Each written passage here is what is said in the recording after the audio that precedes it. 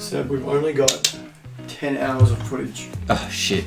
Is that going to be enough? I don't think so, man. I don't think so. Let's get retarded in hot. Let's get retarded in here. Let's get retarded in hot. Let's get retarded in here. Thanks, Seb. Uh-huh. Woo-hoo. Yeah. Did you water before we start? I'm gonna get some water, thanks. Just enough lead. There is enough lead. Here we go. Back. Slowly. Slowly, but surely. Slowly. I said slowly. I said slowly, but surely. Alright. Let's begin now. Spaghetti in.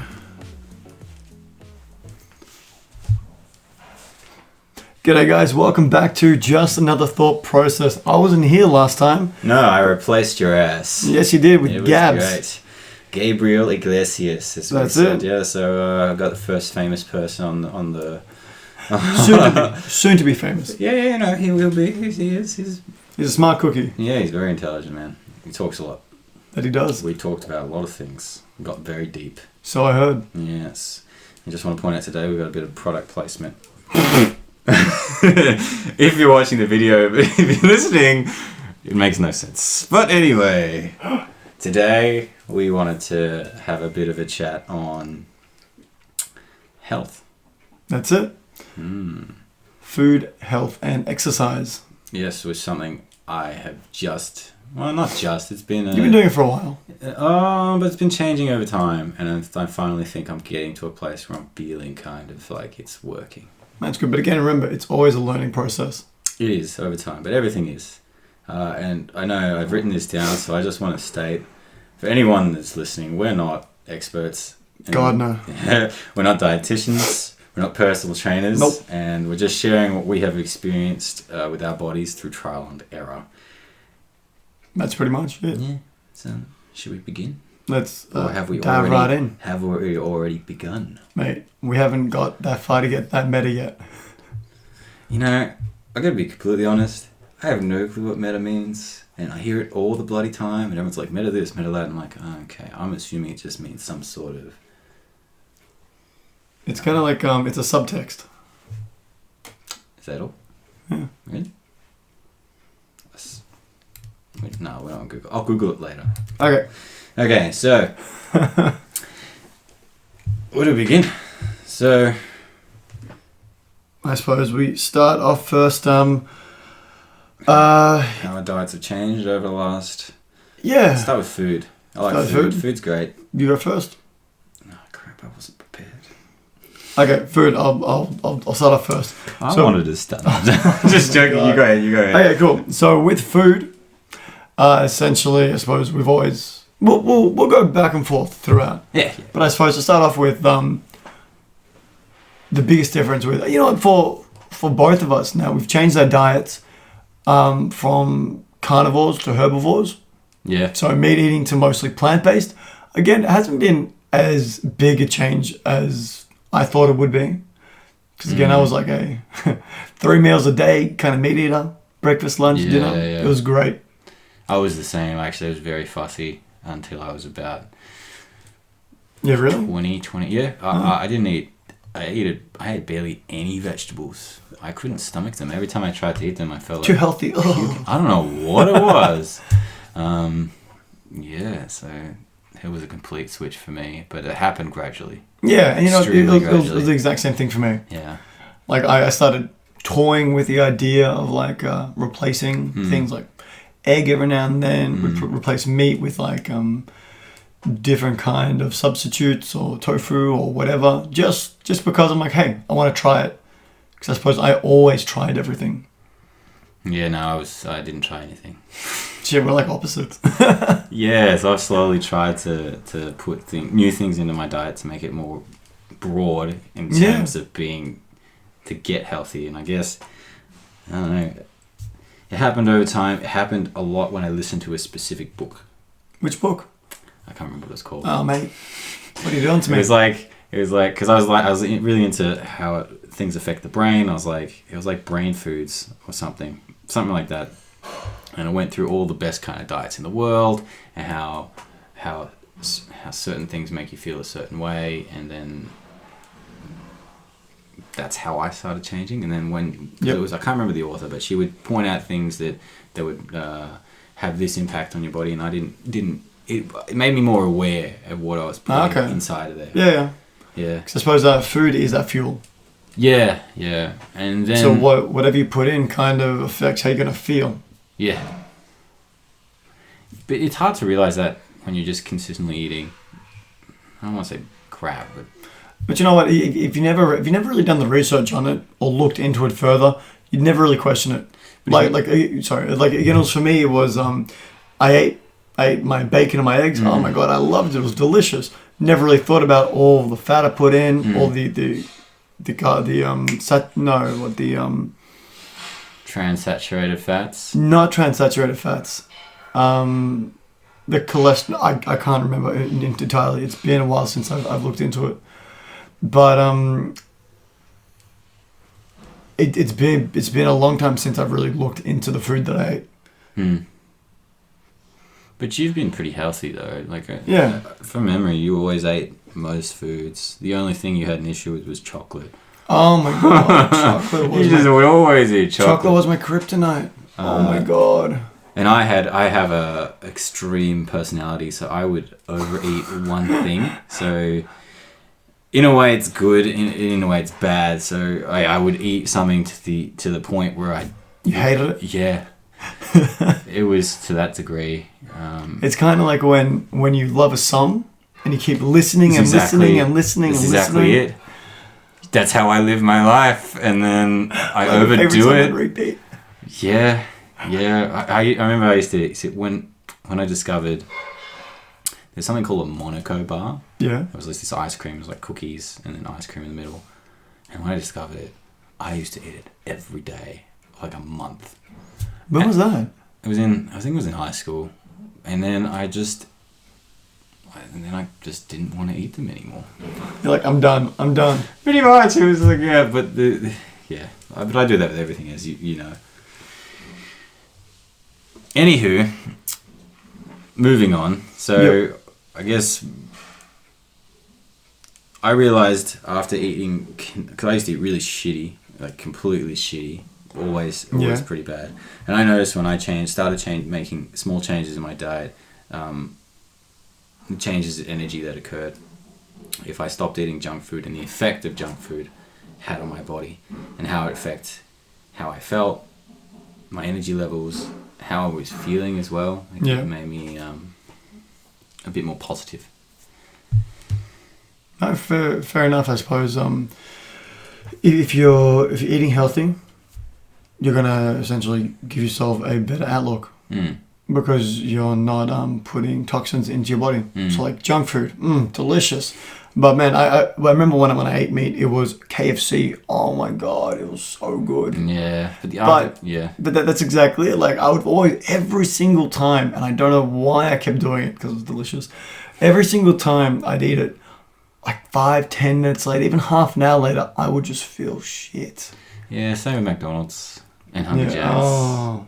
Yeah, and now so good but so bad. Yeah, and now it's I feel it more now than I did before, just because you cut it all out. Yeah. Well, because I have cut most of it out completely. Same here. Yeah, and I've noticed definitely. What have I noticed? What have you noticed?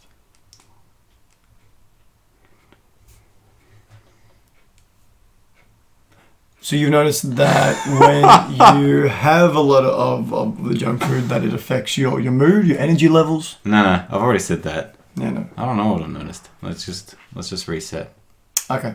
Actually, give me 2 seconds because I can hear everything. Can you? Yeah. Yeah, you can hear everything, but you can't. It's not picking up. It's not? No, I checked before. Even then, she's going through like the dishes. Yeah, no, I checked before. I was listening to see if when they were laughing and to make sure it didn't pick up on awesome. The record. Because it's like doing my head in. Yeah, no, fair enough. Cool.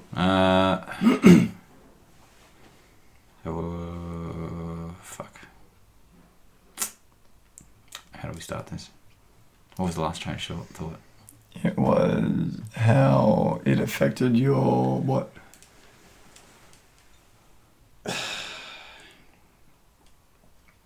Oh my god, I forgot it. Okay.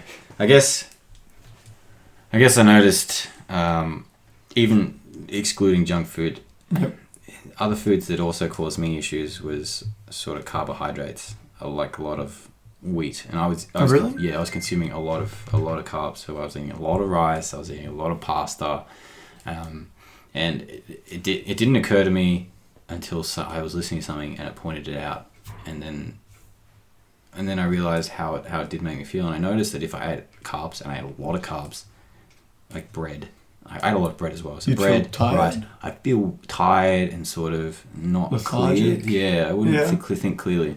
Because I would have those for lunch, I would be fine until lunchtime. And then after lunch, I'd be in this weird kind of like, Comatose. what the hell's going on? Like, I try to do my work, but it's not, my brain's not functioning properly. Yeah. And then I slowly begun, so what I'm doing now is I'm slowly cutting out a lot of carbs. Like, I'll eat like brown rice and all your complex carbs, Yeah. like broccoli and all the whole foods. Yeah. I'm cutting out sort of, are they uncomplex carbs? Let me pose a question to you then. What about if you ate your carbohydrates, but also threw exercise into the mix as well? How did you feel with that? Have you tried that? No, I don't know. I don't So think again, I've for tried me, that. like I completely agree with that. I always find when I have lunchtime, if I have heaps of pasta, heaps of carbohydrates, when I'm at work, it hits me. I feel really lethargic. I'm like, I just want to lay down, have a little snooze. But if I've done, say, exercise in the morning, but before a shift, maybe I might hit the gym at like 7, 8 a.m. Or if I had a later shift, I'd hit it at about 10, 11 o'clock. If I hit the gym hard and then followed through with a high carbohydrate lunch, I felt great. Really? Yeah. But I exercise every morning, so I don't know how hard you're doing. What kind of exercise? It depends on the day. It's either yoga or my routine. I would say for me, it was always typically weights, either upper body, lower body, or it would just be a kind of like a circuit workout with weights and burpees and all that jazz. Yeah, well, yeah, circuit. So that's again, what I do. it was typically high intensity or heavy weights, or sometimes it was a combination of weight vest, running, sprints, sled pulls. And you a lot of found that actually gave you more energy after eating Well, carbs? it kind of fueled me. Well, see, the thing I thought, what I understand from carbs is that when it takes a lot more energy to actually digest it. That's why you feel a lot more tired and lethargic. So for me, it would be like, all right, 12:30 I ate lunch. Yep. It'll take 2, 3, I don't know how long it takes to digest. By the end of the day, I'd start feeling okay again. Yeah. So like 4 or 5 o'clock, I'll be like, all right, start getting back into swing, and then I get switched back on. So for me, it was like that digestion time. That's what I'm assuming. That's what I'm assuming it is. Okay. I'm not sure it is. But that's how my body reacted. Maybe your body's doing something completely different. I suppose everybody is slightly different as well. Yeah, but then I experimented with like for breakfast. So I have a light breakfast, and I feel that makes my brain. Oh, I think that's what is optimizing my brain at the moment. So I just have chia seeds with fruit, whereas then I tried to change that. I try to make this. I was like, because I started running every day, I was worried that I was going to lose weight because I didn't want to lose weight. Yeah. So I created this mixture of chia seeds, hemp seeds, nuts, blueberries, banana, oats, coconut milk, In like a smoothie? pea protein, and a bit of maple syrup. And there was one more thing, but I can't remember. But I made so much, I would fill up a blender, and I would drink it all. Like, I drink it all before I go into work, and I thought that would be fine, but I felt That's a awful. lot. I felt awful. So I would do something similar. Again, when I was doing my 3 to 5 days a week at the gym, again, one day legs, one day upper body, one day cardio circuits, and then yoga throughout, and then essentially running almost every day or every second day. So it's probably like 4 to 6 days a week of active working out. Again, for me, it was a big smoothie in the morning, kind of like you, but just a smaller blender. It always typically consisted of a protein powder, 2 bananas, blueberries, chia seeds. I started taking out of it because I found that pain in the ass to actually clean. So I'd always have like a glass of water with chia seeds, knock that back, and then have the smoothie. Right. But then I'd also throw dates in it as well. And with the oats, I'd put about 5 to 6 tablespoons in as well. Blend all that up. Oh, with ice as well. Blend all that up. I don't put ice. It's so good though. It's refreshing. It's too cold. Nah, you're a bitch. Yeah, I am. I can't deal with ice anymore. But then I smashed that down. Then I was ready for the day. Yeah. Yeah, I loved it. My thing is just a bowl of chia seeds with some blueberries. Actually, mango with coconut milk and it's good. It's delicious. I love mango. So do I. Jesus. Yeah, so that's off of what we love. That's so good. Yeah, it's great. One thing I did want to bring up. Yep. And we talked about it before, and I seem to have scared you. Yep. So it was the same book that I was listening to, and it's, I really got to find the name of this book. And I never thought about this. I never really thought of what was in food in the shopping centre, and it talked about trans-saturated fats, and what it is, I don't know. But what that this book said it caused was it actually increased the risk of dementia and Alzheimer's. Mm-hmm. And when I heard that, I thought it was a bit intense. And then I started looking online a bit more, and it confirmed the same thing. And from that day onwards, it put me off trans fats nearly completely. So I'll look at nearly any product that has a ingredients list, and if it has trans fats in it. No, fair enough. Just to clarify as well, trans fats typically is made from partially hydrogenated. What the fuck was that? Was that? Oh. Yeah, okay, so I just got scared by a dog growling out a window. I'm kind of glad we got that on film as well. Perfect. So else would have trans-saturated fats. So just to clarify, typically trans-saturated fats are made from partially hydrogenated vegetable oils. So essentially, it's been used as like a cheap alternative to butter. Yeah, or I don't know. I have no clue. Meant to be. Yes. Because it's got a high fat content and it produces super nice, delicious pastry, which upsets me because I love pastry. Yeah. I love pastry. When you become aware of this, it cuts out a lot of things on the shelves, and it's kind of You've kind of scared me. Well, it is, but again, you have to check everything. Yeah. But if you do that or not, it's up to you. But it opens a black hole in a way. And the fact that there was one fact that put me off completely that I just thought was crazy is that, and I told you again before, if there is less than 0.5% trans fats in something, 0.5 grams or 5%? I can't remember, 5% or 5 grams. Yeah. They can mark it down as 0 trans fats, which is kind of scary. That's crazy because it's kind of like lying to you, and I know that's saying that's a small quantity, but I think I can't remember if it was you should only have 0.1 grams in a certain amount of stuff. If anyone's listening, you need to do this research, because you're not supposed to have much at all if you're going to have any.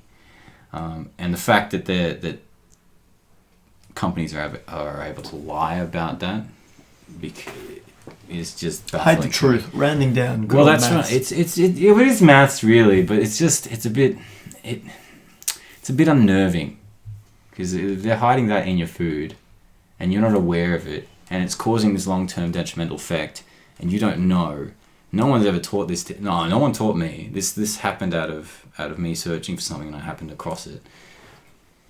And whether it's true or not, there are studies that show. There are probably studies that show it's not, but that's a big thing to sort of. At least if you have the knowledge to have a look at it, you can make that decision, right? That's exactly it. Yeah, that's all you really need. You just have to have more information to make more decisions. That's it, but it still blows my mind. Yeah, it's a horrible. Pastries. Stuff. Yeah, it cuts so much stuff. Makes me upset. Apple pie. Don't stop talking. The dreams. Don't stop talking. Oh wells. the other one I wanted to talk about was the brain. And I always viewed the brain as a solid thing in my head. Not in your case.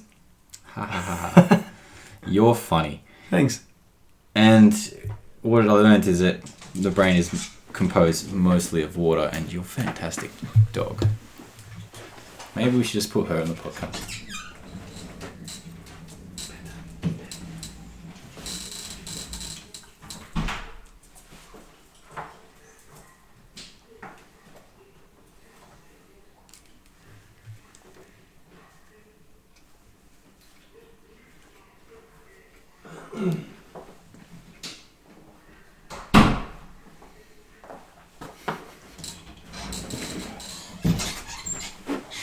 And we're back.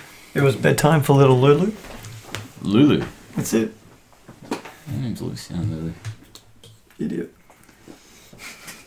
I always call me names. Smart man. Not very nice. Anyway, so back onto the brain. So I learned that the brain is composed mostly of water and fat. So it's 85% water and 60% fat. What? Which logically makes no sense, right?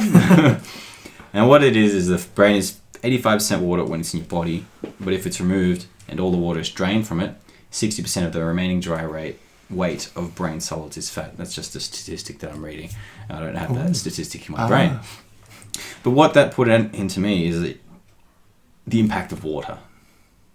If your brain is 85% water in your body, then it needs as much as it can get to function, to optimize it, right? Absolutely. And so that got me thinking, because I drank water, but I didn't drink it consistently enough. Yep. Like some days I would drink a lot, sometimes I wouldn't drink much at all.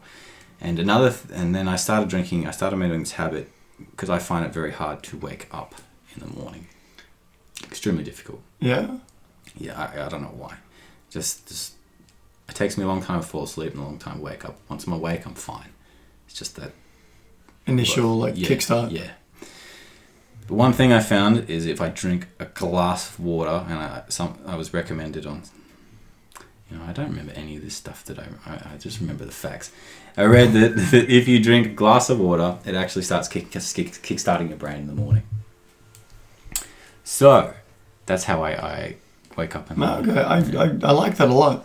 Yeah, it's not bad. So if you set your alarm, what I do is I set my alarm an hour before, drink my glass of water, go back to bed. Oh. And then wake up an hour later. So you also get a little sneaky sleep in as well. Yeah. See, that is my favourite part of that whole but I'm not sure. We'll see if it works properly. Sometimes have you started trying it? I do it. Sometimes it works great. And sometimes once I'm back in the bed, it's actually worse. Sometimes I can't get up. But really?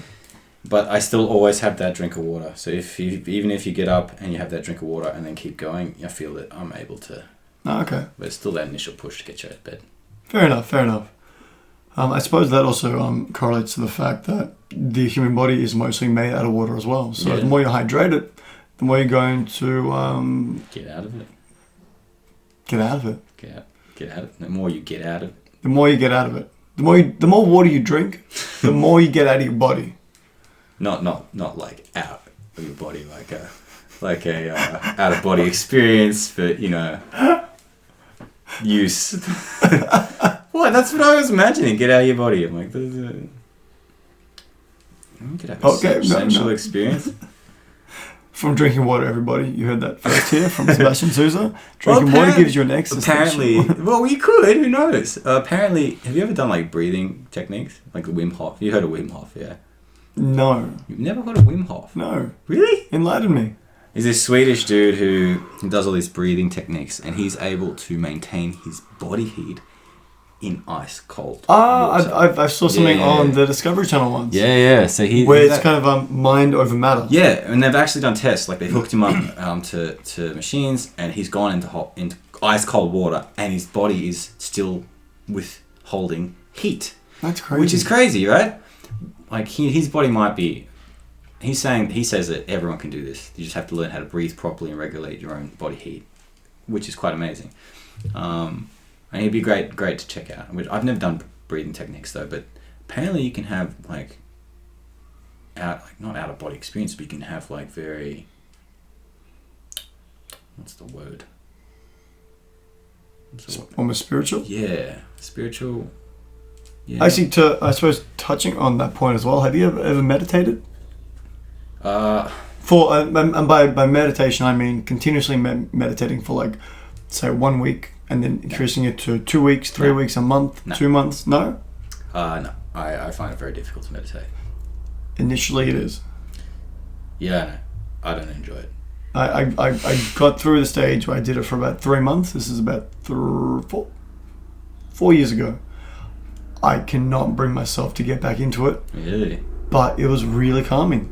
There are actually studies that show that meditation actually helps keep your brain healthy on long term. So if you look at monks when they're older, they're actually, and you compare, they've got a higher cognitive function than some younger people because of stress and anxiety and doubt and all that stuff plays a part in their brain, but they've been able to let go of it and live in the moment.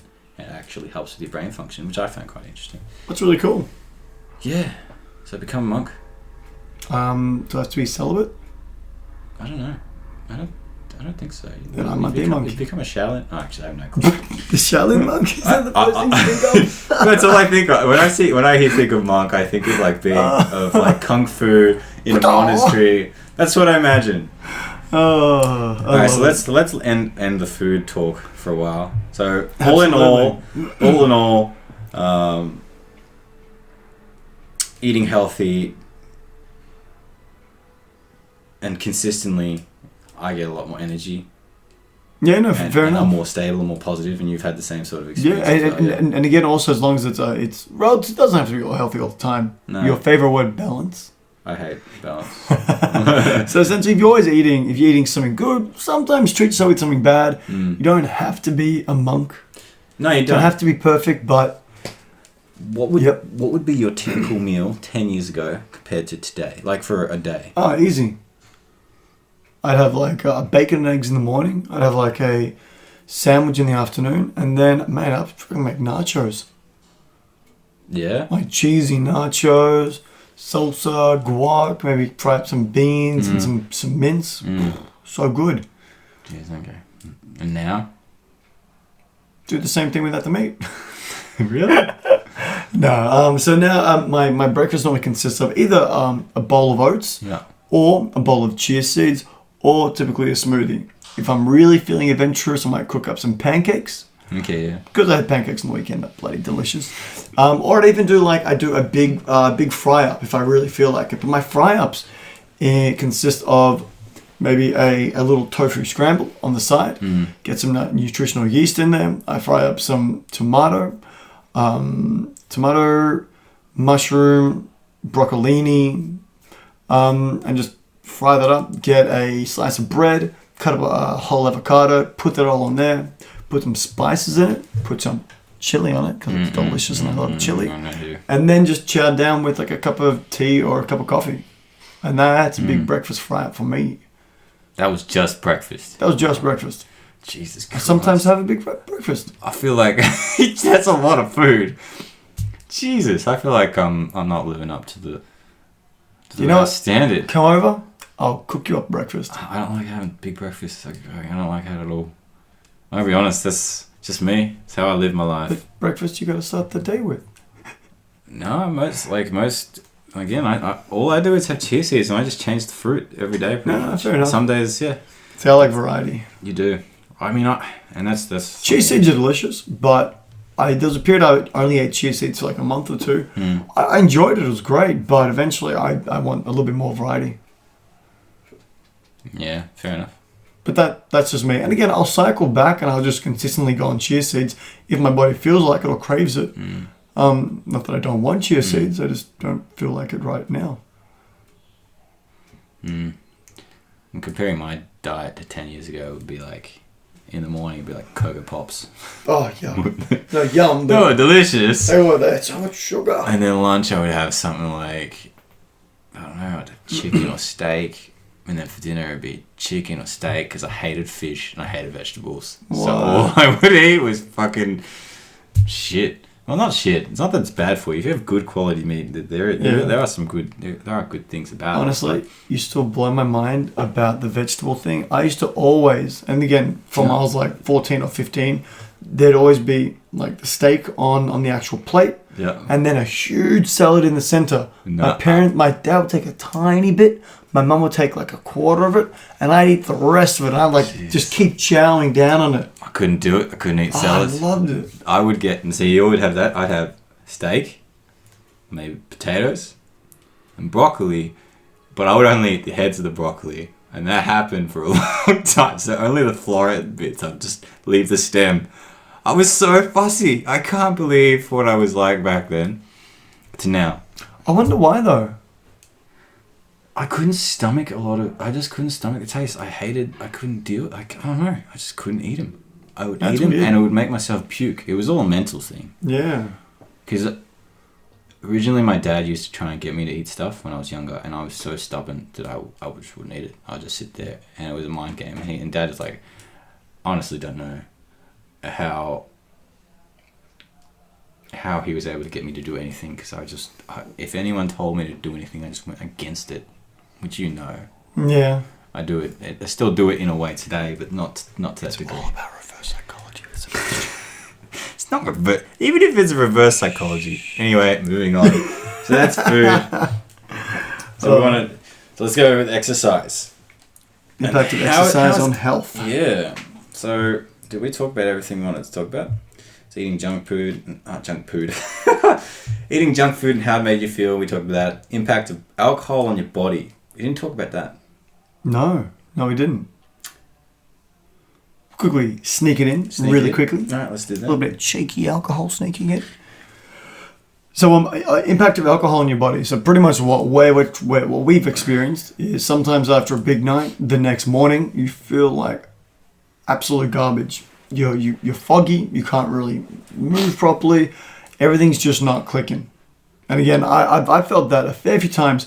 Unfortunately, a lot more now, so that I'm a little bit older, getting closer and closer to that big 30. I'm loving it. I'm excited. I'm excited to get 30. You know what? Turning 25 was the hardest thing in my life, I think. Really? Yeah, it was weird, man. But then every year after has been, honestly, easier and easier. I think I'm looking forward to 30 now. I'm looking forward to being like 60. I think I'm going to age into who I am when I'm 60. Mate, you are... I'll be, when I'm 60, like, oh, fuck, yeah, I know who he is now. He's that old bloke. Anyway, going back. Alcohol technically is poisonous for you. And your liver essentially filters it out. And it's also depressant. So it kind of dampens your mood.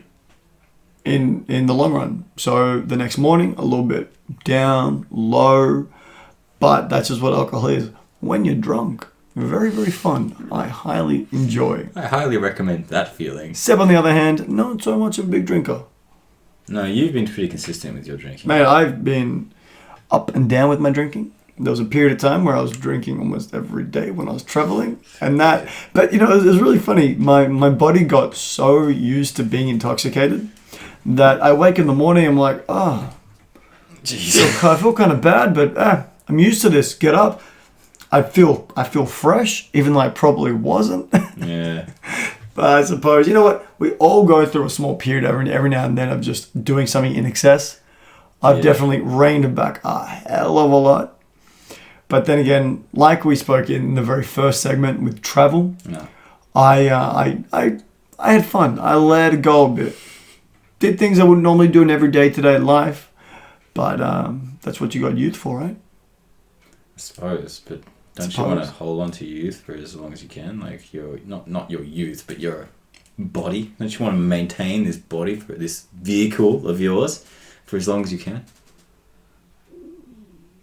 Yeah. Did you hear that? I did hear that. Yeah, I do, but at the same time, like, I enjoy the effects of alcohol. I'm not gonna lie. It's not a bad feeling. No, it's great. Again, I never chase it. If I don't have to drink, I don't drink. But If it's there and I'm in a social environment with my friends, I'll definitely have a beer or two. Yeah, I was completely different. I know you'd either just drink and get completely blind, or just refuse to drink or whatsoever for like a year or two. You gotta take No context. I didn't. There's no absolutely no context whatsoever. I never liked the taste of alcohol. So whenever someone gave me alcohol, to get past the taste of alcohol, just drink as much as humanly possible, as quickly as possible, and then I wouldn't care anymore. And as most of you all would know, that is not the correct way to consume alcohol. Well, anyway, that's how I did it. So when we finished, and I didn't drink much until we finished high school, and then for maybe 12 months, we did it every week, every couple of weeks, but I never did it every day, ever. I've never done it every day. And then I quit alcohol for like 3 years, and then I started again for another 2 years, and now I'm quitting again. So I'm in the process of cutting it out of my diet completely again. This time I think it might be. Actually, Seth, have you ever heard of something? It starts with a B. It's body mass. The word balance, moderation. Anyway, I've felt every time I've had alcohol, I've felt the effects the next day, all the time. But now, the last time I had it, I got sick. So I think it might have been sickness from another person, but I'm blaming it on alcohol because it happened in the same thing. I was actually sick for a whole week nearly after I last consumed it. So there might have been a combination of things, but it's just giving me the indication that I don't want it in my life. And again, there's nothing wrong with that. If you don't want to drink, then there's just don't do it. No, if it's not your thing, it's not your thing. Yeah, I don't mind if people drink. I don't like it when people try and get you to do something you don't want to do. And if it becomes like that, never do it. No, you've always got to stay true to yourself. Yeah, and I guess with the stubbornness, every time someone would tell me to do something, I would go the opposite way. Goes back to your childhood. Eat your vegetables. No. Alright, so that was alcohol. Alright. So that's it. That's it for food. That's it. Let's get back. Let's jump directly into impact of exercise then. And one. I suppose and two. And three. And four. Yeah. I suppose we can compare energy levels pre-exercise and post-exercise. Yes. Pre-exercise. So I have, through the first 24 years of my life. No, let's say 20. First 22 years of my life, I don't think I've done consistent exercise properly. Yeah. Okay, cool. But and that is Seb done. That's me. It. So yeah, I can't. Did you never enjoy it? I hated it because I don't think no one ever taught me the basics. Not the basics. The value. What value can we get from running or from playing sports, from pushing your body to a certain limit so you can do something more. No one taught me the value in that, and I hated the idea of it because every time we went to gym, I liked playing games. I hated just doing repetition. Yeah, I hated that. It just made no sense in my head. Like, why would you want to do that? It just seems so fair enough. But I suppose if you're going to the gym without a goal, are you really going to the gym for any reason? No. If you go to the gym for a goal to try and improve a certain exercise, physical part of yourself, or just something for your own enjoyment, it flips on its head. It's you're doing it not for the sake of just going to the gym. You're doing it because you want to achieve a certain goal. Yes, and that's, I think, what's happened to me now. Yeah. So going back to that, I did start going to gym for a year, but I hated it. I didn't like going whatsoever. Really? Yeah, no. Me and Cal used to go because we went into fitness first and we got sucked into this contract. I didn't like going. I hated it. It was just a horrible experience for me. I don't remember. I don't have a good memory about the gym. And then we went to another gym, but we would never go consistently enough to make any progress, and I would never eat enough to make any progress. So I would gain a little bit of muscle, but then I was still just thin as hell. it wasn't until I guess I did that first run with this work that I ever realized this could be cool. So we did a 5K run, and I've never run 5Ks with my heart out ever. And I did it in 24 minutes. And at the end, I was running, and this kid ran past me, and he was like 12, 14. And he runs past me, and I'm like, no, I'm going to beat him. I'm not going to let this kid beat me. It was so stupid, and I probably destroyed this kid's... I don't even know if... Actually, no, I did know, because I ran past him, and he said something like, oh, fuck. So he had used me as a post to run past me, but then I had run past him, and he pissed off about it. But I wasn't focusing on that. What happened at that point in time, I never had in my life, I sprinted towards the end, is everything kind of narrowed. So it's like you had blinders on and you saw like your goal. Tunnel vision. I never had that before in my life, ever, in terms of exercise. It's always just been like, oh, I've got to do this.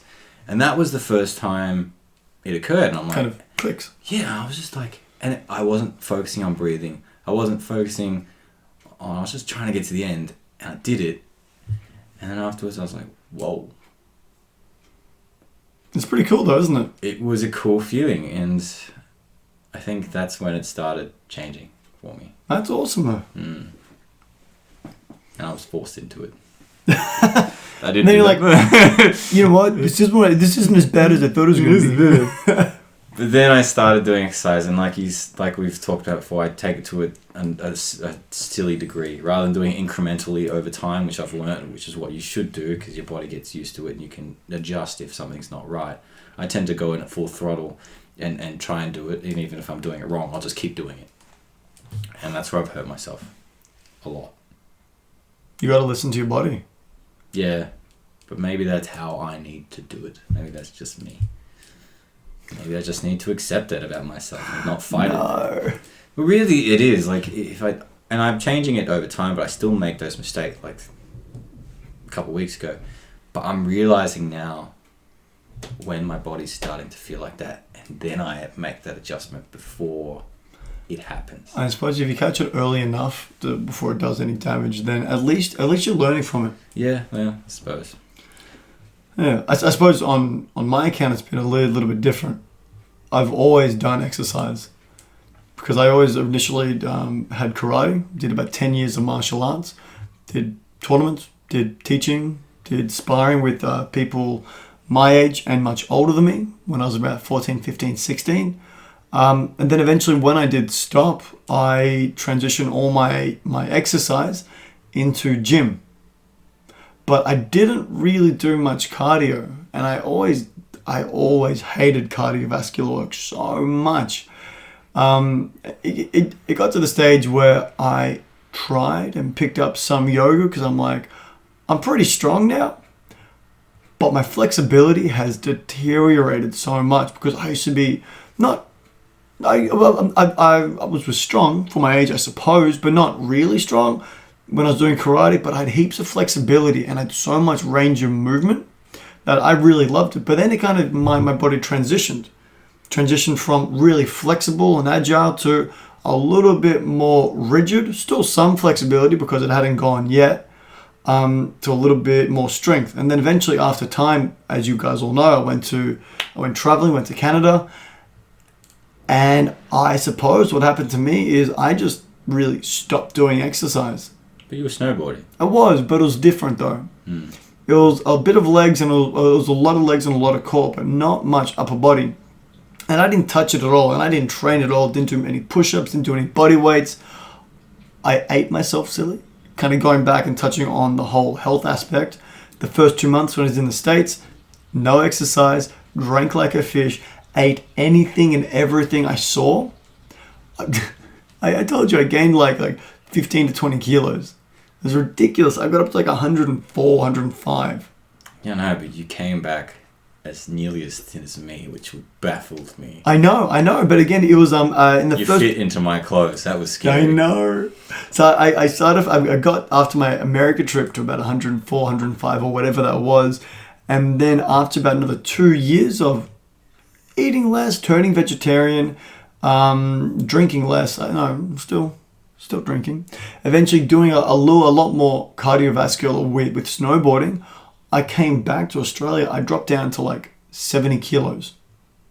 So that's a huge difference of weight. You're nearly at my weight. And you know what? I had almost no fat on me. But the worst thing though, I had almost no muscle whatsoever. I became a rake. And I've never been like that in my life. Yeah, but you gained it back so quickly. That's what I understand. You know, I've taken, I don't know what it is. I just might not be able to eat enough. But you just went from stick thin to really muscly really quickly. But you know what? I've only gained like 6 or 7 kilos of muscle. Have you? Yeah, that's it. I'm only like 76, 77 max. I'm trying to get to 80. Would love to hit 85. But because of the amount I run, I can't really gain. I'm still gaining muscle, but it's a really, really lean muscle now.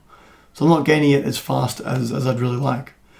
But then touching back on when I first came back at 70 kilos, oh my God, getting back into exercise was the worst. It was so hard. Because physically, I couldn't do it. I couldn't do it.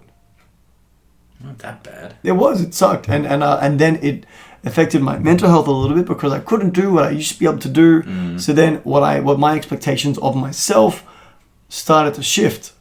So when I realized that I couldn't do the same things I used to be able to do, it was my own perception of myself shifted. Yeah.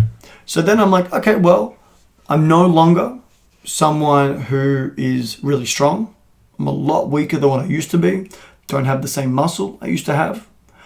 I accepted that, and then I'm like, you know what? I've always been bad at cardio. I've always hated running. My body type's completely changed. I'm now at like a base level where I'm not really cardio. I'm not really cardio. I don't have really good cardio. I don't have much strength. So you know what? I'm gonna start training them both at the same time. I started running, and keeping in mind as well for everyone listening. For a period of time, I was smoking a lot, especially in my last stint in Europe after Canada. It was essentially a month and a half of just a lot of cigarettes, unfortunately. Yeah. And then when I first came back, man, I tried like a 1 or 2K run, and it was like a knife was in my chest. Jesus. It sucked. And then I'm like, you know what? I quit. I'm never smoking again. I've kind of stuck to that. But then eventually I built my base level, and then I started running. I struggled to run 2Ks. From work to my house is what was my base run. I'd run my 2 kilometers. Eventually that 2 kilometers, I would have to stop like 6 or 7 times. Eventually that stopping became like 3 to 4 times, 2 to 3, 1 to 2, 1. And then one day I'm like, oh man, I can run 2 or 3 Ks pretty easily now.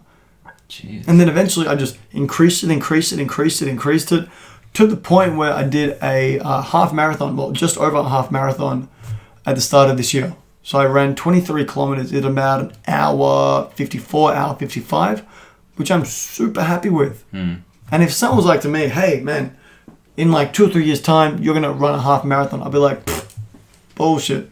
Jeez, what did that... I like how you have that consistent training. Whereas, you know, when I did my 5Ks, I didn't train for it all. I just went and did it. And just pushed myself to that point. I could barely breathe, but I just kept doing it for the sake of doing it, just to beat some people from work. That was literally my own motivation. I never do anything to beat someone else. It's never been, for me, it's always been, I do it for myself or I don't do it. It's a good thing to be, but I don't know. Other people give me motivation for things, for a lot of things. But we should train together. I do it for me, you do it to beat me. Yeah, that could work. But my training's going to focus on, now I have a goal, and it's surfing. All my training is both focused around increasing my ability there. Even though I'm not that good yet, that's what I'm training for. So push-ups just for that, skipping ropes just for that, squats just keep my leg muscles. Yeah, keep yourself light on your feet, and then yoga is also to keep my mobility. But yeah, I can understand. Did you have that running when you had that goal? Did you find it easier to increase your time, your distance over time, if you had that goal, or you just did it for the sake of doing it? I did it for the sake of doing it. And then for me, it was if I didn't really want to run a long distance, I'd run the short distance fast. If I wanted to run for a long time, I'd drop the pace and try and increase the actual distance. If I ever went for a long run, I would never try to sprint it. Nah. I would just run until I felt like, oh shit, I think I've run enough now. Yeah, the only time I did that, I hurt my leg. Don't do that. Because I kept going. Listen to your body, like we said before. Yeah. And you know what? I suppose talking about exercise, when you break your routine. Yeah, it's hard to get back into it. Oh my God. And I suppose for everyone who's listened, I suppose you would know about 3 months ago, I had a snowboarding injury. Hyperextended my right knee, got a compression fracture on the right hand side, tore the meniscus, and I've probably got like supposedly 40% of my ACL left. Whoops. Will that heal back up to close? No. It will heal to the point where it's not going to need surgery and it's going to work. But why wouldn't you? So with the surgery, what would you? With the surgery, it essentially has to take tendons out of another muscle and put it in there, and then I will not be able to walk for about 3 months supposedly. Really? Supposedly. Sure. Well, according to the surgeon.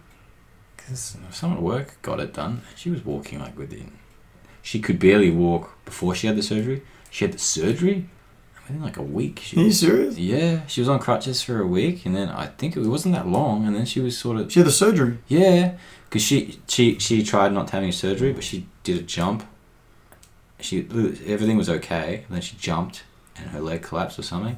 Don't tell me that. I'm freaking out now. No, I don't freak out. If the surgeon says it's fine, it's fine. Yeah. But as soon as it was the change that I saw after the surgery was completely phenomenal. Yeah, I love phenomenal. The word phenomenal. Great word. Best word. But it's just it was the dramatic change was because it was so quick. You could see it instantaneously. So I was a bit surprised that you didn't go down that route. So I got talked out of it by my surgeon and my physiotherapist. They both said, with your ACL injury, it could have been worse, it could have been better, but it's at the stage where they both literally recommended not to get the surgery. Okay. Both. Okay. So again, I was really surprised. When I first heard ACL, I'm like, oh my God, I've got to organize my health insurance and get all that done because I'm going to go in for surgery. And then when they said that, I'm like, well, hell yeah. You guys are the experts. You deal with these all the time. I'm going to listen to you because I've got no expertise in this at all. Didn't even know where the ACL was. I knew roughly, but I now know where it is. Still don't know what it is. Just connect. All I know now is it connects the back of your knee. In the very middle, pretty much. Yeah, it gives you the mobility to move it left and essentially right, it stops it from going all the way left, all the way right. It's like a little rubber band. Mm. Anyway, and when I did that 3 months ago, I was on crutches for like 3 weeks. Couldn't really walk properly. Took another month off. Another few weeks off of sick leave, and then I started going back to work, kind of part time. Then eventually went back into full time. And to be honest, I am still struggling at the moment to really get into a routine for the gym and for my exercise, because my main exercise, running, forgive the saying, has been shot in the foot. Like shot in the leg. I can't do it. I've tried some light running last week, and it after about 30 seconds, 40 seconds, I can feel it in my knee. So I just pull back and I just do a brisk walk. Jeez. Yeah, I know. But you know what? I'm trying to get back. I may not be able to do all the high intensity cardio stuff I used to be able to do. Well, you've only been doing it off for 3 months. It might take, give you another 3 months or 4 Yeah, months. the surgeons supposedly said about January I should be pretty much right. So it's like another 2 months away, something like that. So I'm looking forward to that. Well, you need to get back because we're doing a half marathon in May. Mate, that's like 7 months away. You've talked me into this, so it's 7 months away. We're fine. But essentially, what I'm trying to do now, I'm trying to get back into it, and I may not be able to do the high intensity cardio that I could, but I'm trying to just revert back to what I used to be able to do. So I've started hitting heavier weights, or I drop in heavier weights, sets of heavier weights, and then sets of lighter weights to try and get some cardio up. Just a different kind of cardio. But for me, it's my right leg which is letting down my body. But you know what? I'll come back in time. Okay. But how do you compare your energy levels when you're not exercising compared to when you're exercising? Again, the exact same thing with that. When I did my knee, the first 2 weeks or 3 weeks when I did my knee, my body was still producing so much energy that I'm like, oh my god, I'm so wired. I need to do something. And then I'm sitting there with crutches and I'm like, I can't really do anything. Shit. And then after a month, I eventually got to the stage where, oh, well, I can walk now. I can take my dog for a walk, which is great, which is really great therapy for it. And then I'm like, I can't be bothered. I've become so lazy in like a month and a half. So there's that routine of not doing anything that... Yeah, the routine of doing nothing became my routine. And I've broken out of it now mostly, but sometimes I'm like, I don't really want to go to the gym. I can't be bothered. I'm tired. Yeah. But then when I feel like when I go to the gym and I do an exercise, I'm like, I am white. I feel so good. It's the same with getting in the water. You're like, it's cold. I forgot to put this wetsuit on. I'm like, but yeah, as soon as you get in, it just changes and you feel better. When you exercise, it increases your endorphin levels. Yeah. Gives you a natural high. Yeah, what I love doing is exercising and having a cold shower. That feeling was, especially winter, is... Oh my god. Whack. Exact same with that. A really long run to the point where you are dripping wet with sweat. And then you just go into the shower and ice cold. Oh. It's so nice. Oh. It's oddly addicting. Oh, it's horrible, but amazing. So it's good. So weird. Yeah, I love it. But I don't do much cold therapy, but it feels good. Mm-hmm. But I found it also helps me focus on things as well. So it gives you some sort of aliveness that you're able to use that for other things as well. And because you exercise more, you're able to do more. It's weird. You think that if you exercise less, you do less. Is that the rain? No. If you exercise less, like for me, if I didn't exercise and I just lazed around, did nothing and played video games or watched movies, I ended up watching more movies, or I ended up finding time to do other things.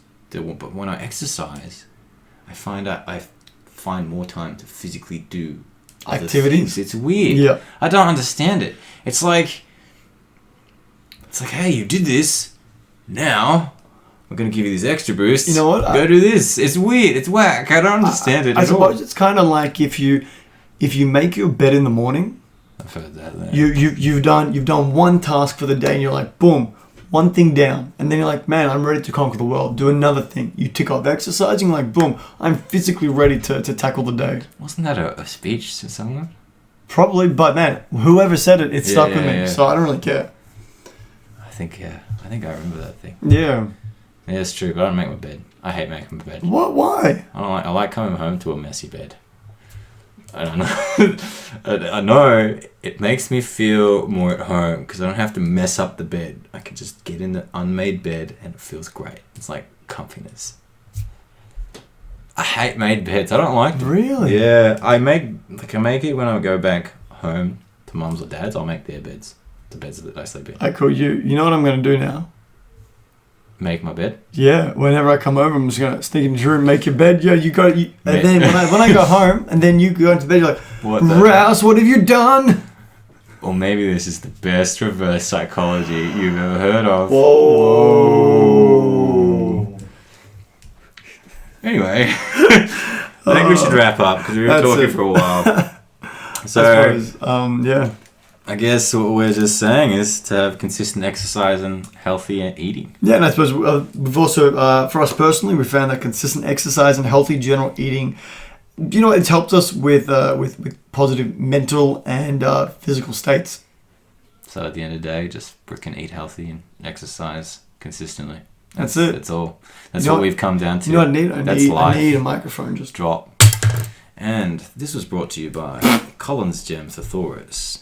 Provides over 120,000 synonyms. You're an idiot. 2,250 words from abandon to zone.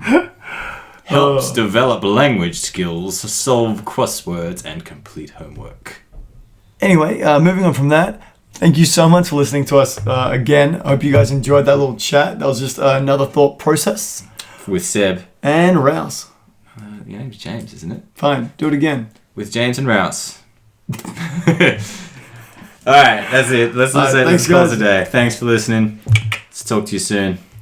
Boom. Live cool, live large, and live like kings. I was gonna say birds, but fine. Kings live free. Can do that. Whatever. Goodbye. Good night. End it.